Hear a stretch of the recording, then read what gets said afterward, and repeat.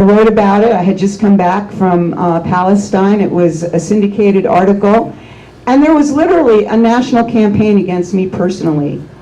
Literally.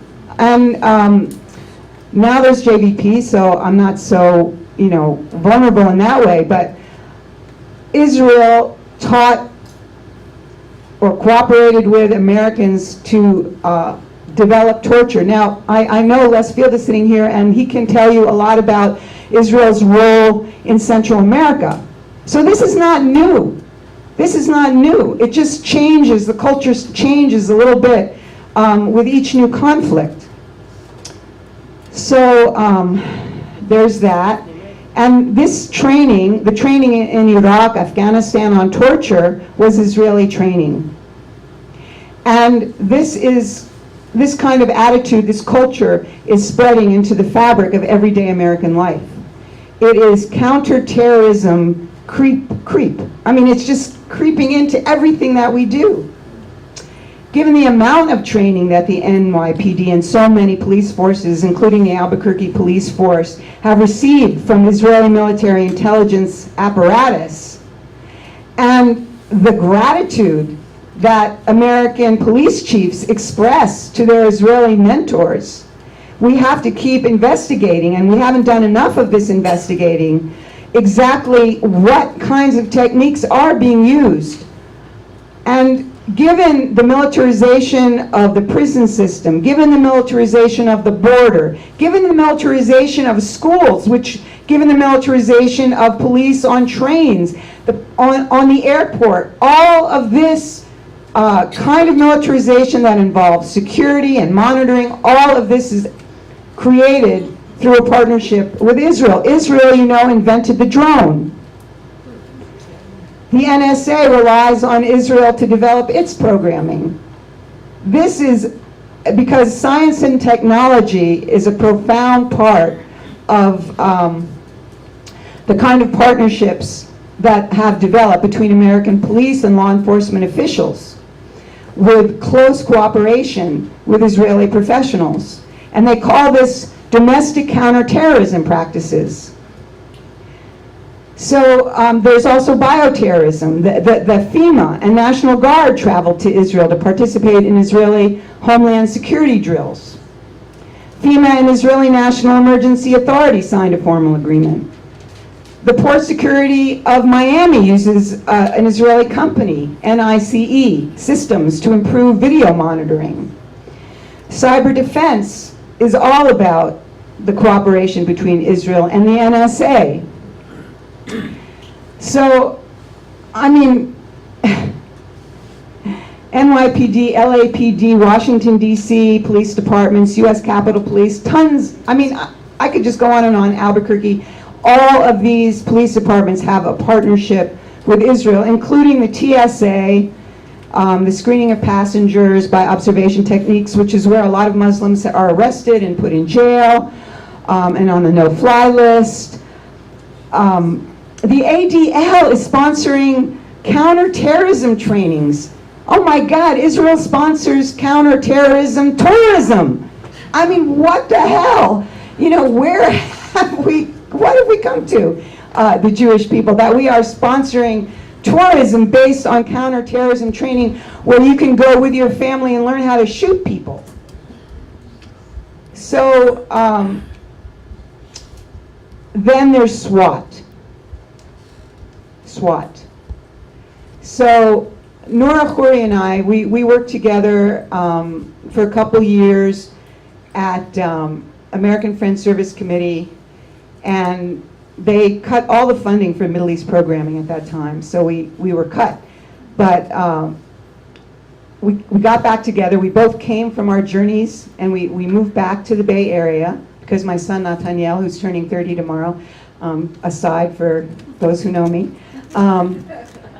and remember him when he was a tiny boy, who's now a public defender. So that's good. You don't have to clap, this is just a good thing. But we realized that Urban Shield was coming to Oakland.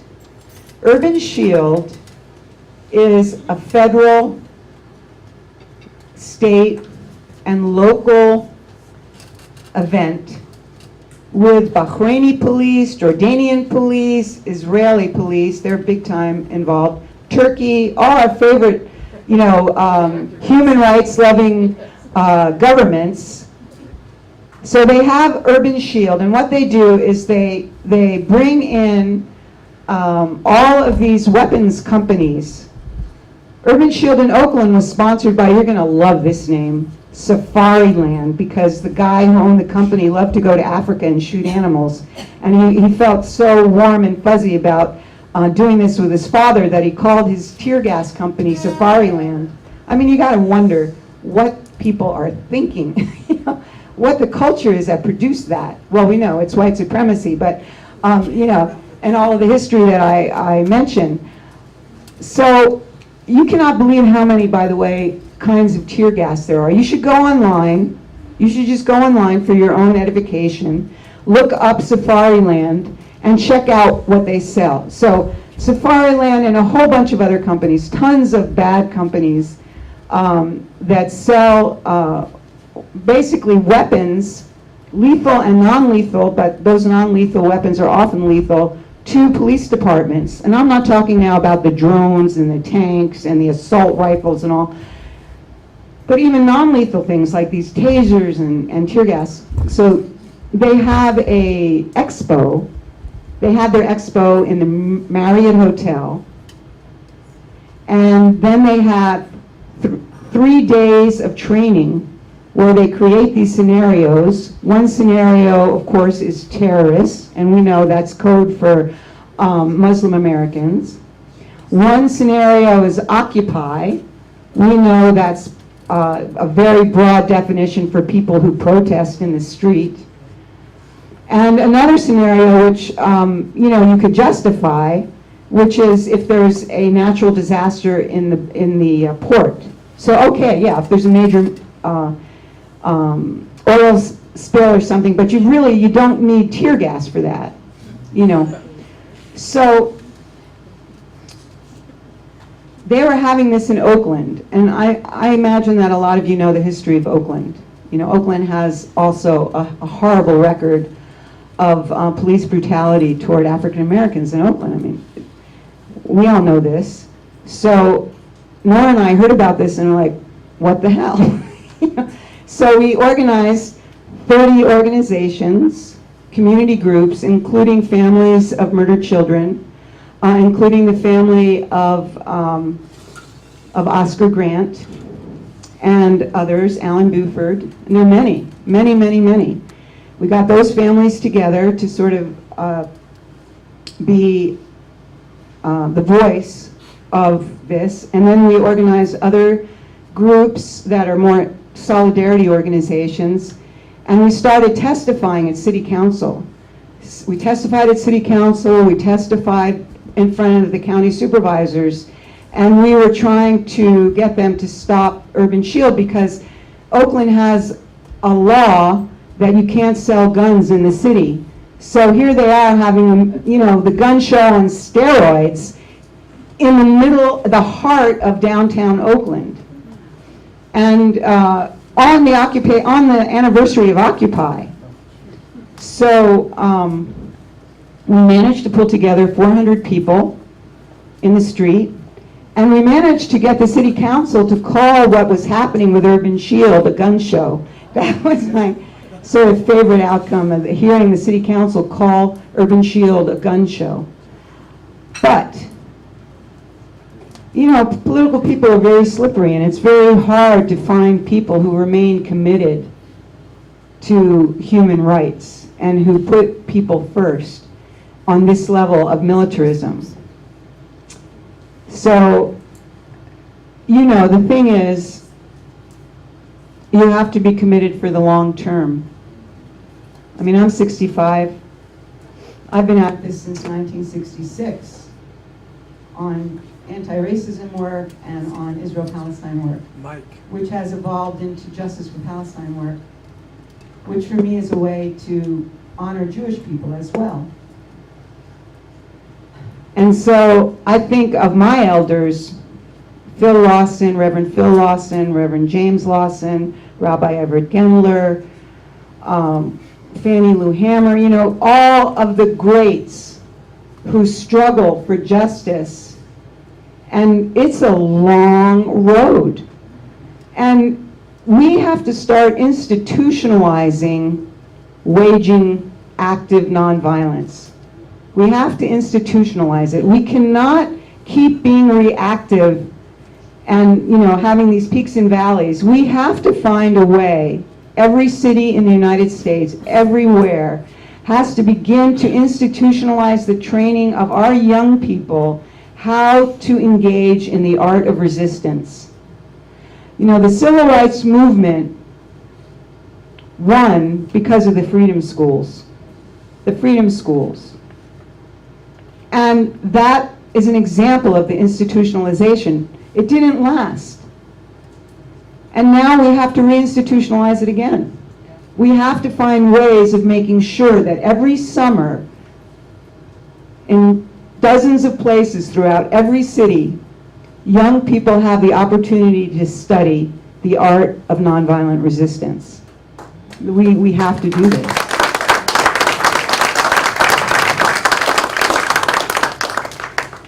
As for Israel and Palestine, like Mr. Gomez, I could stand up here for hours and talk about what I have seen in the last 40 years. You know, trees uprooted, families crying, people shot, houses destroyed. You know, things I've seen with my own eyes. And standing and calling out, trying to call out my community, other people. Finally, we're at a stage where we actually do have a social movement, a worldwide social movement called BDS. And we have to link our movements together. We have to link our movements together. We have to link with families of murdered children. We have to link with people on the border. We have to link with African Americans struggling against mass incarceration. We have to make all of these links, and we have to find better ways of struggling together. And it has to be intergenerational. Young people always lead the way. They do lead the way. They have more energy. But elders are so important.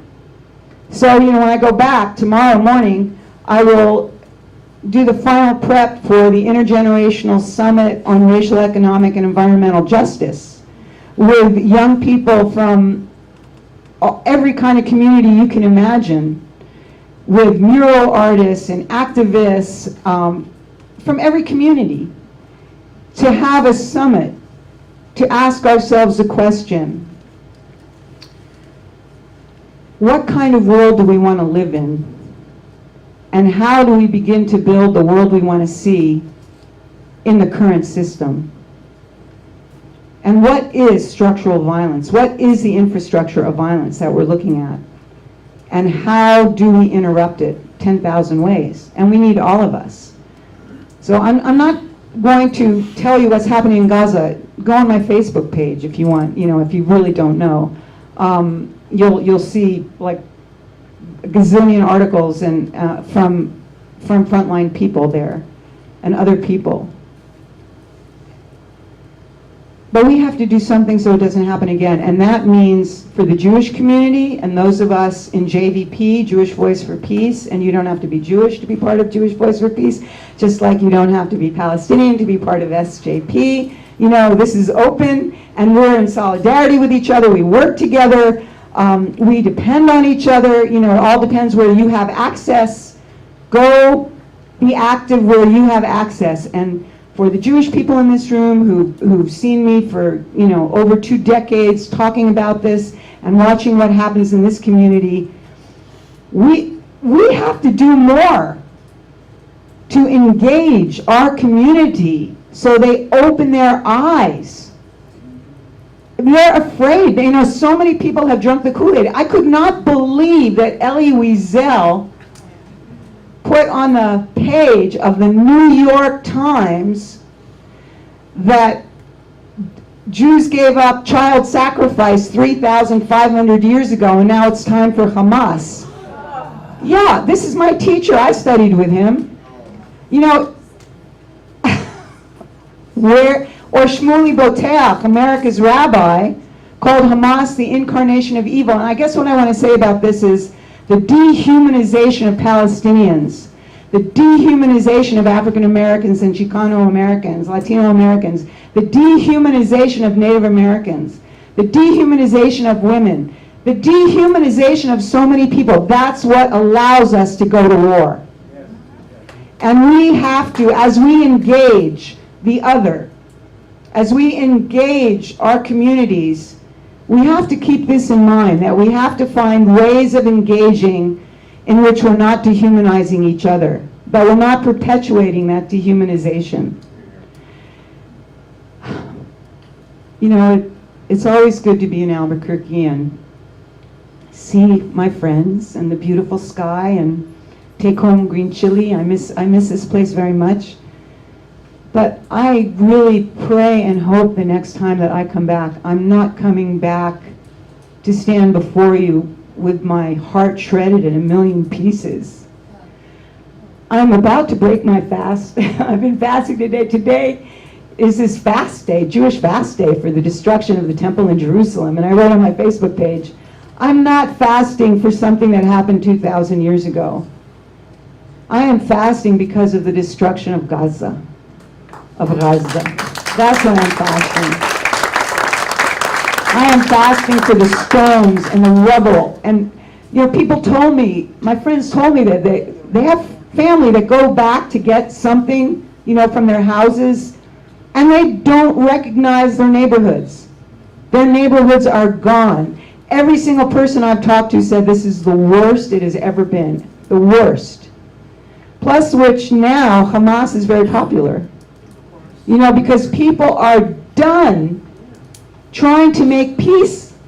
This is a very dangerous moment. And unless we, the international community, get it together, we are putting more people in harm's way.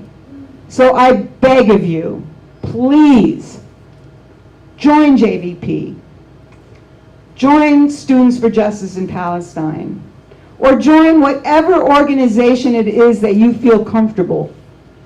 And figure out a campaign that you can support. And support the campaigns that are happening here. Bring everybody in this room together. Put a great big white or colored, whatever color, butcher paper. Write down what you're doing. Figure out where the connections are. And create a citywide strategy. That's about social movement building. And then institutionalize it by training young people how to resist. Because this is not going away soon. It takes a long time to change a culture. It takes steadfastness. Steadfastness. The Palestinian community calls this sumud, being steadfast. I read today or I saw today, and I'll end with this, Ubuntu Fada. Ubuntu is the African word for the whole community being together. Intifada means to stir things up, to shake things up, not to put up with a violent status quo. We need a new intifada, a non-violent Ubuntu intifada. Let it begin here.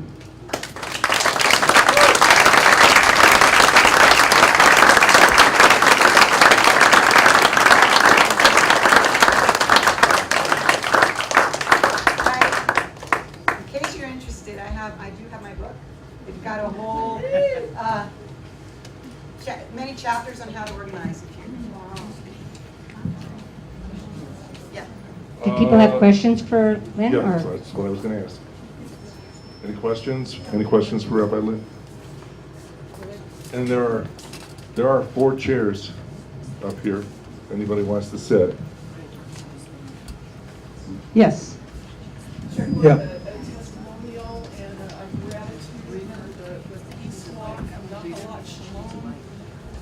Mosque and letting us Christians participate.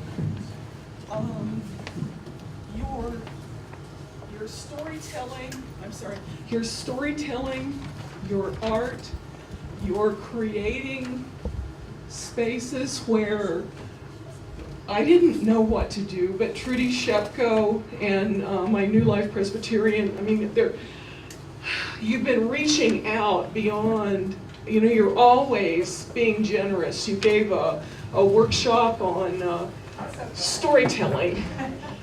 You know, no, but We can all do that. well, that's what I'm saying, but you show, you don't teach. You dramatically create something that people can do, and thank you for all the healing that has happened. And I am so sorry for your shredded heart. Thank you.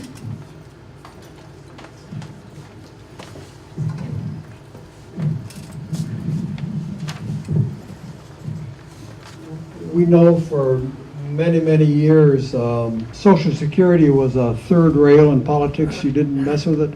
We know that's no longer true now. But we also know for the last 10 years, APAC and other Jewish federation groups have had a chokehold on the U.S. Congress. And we know it's a brute force frontal attack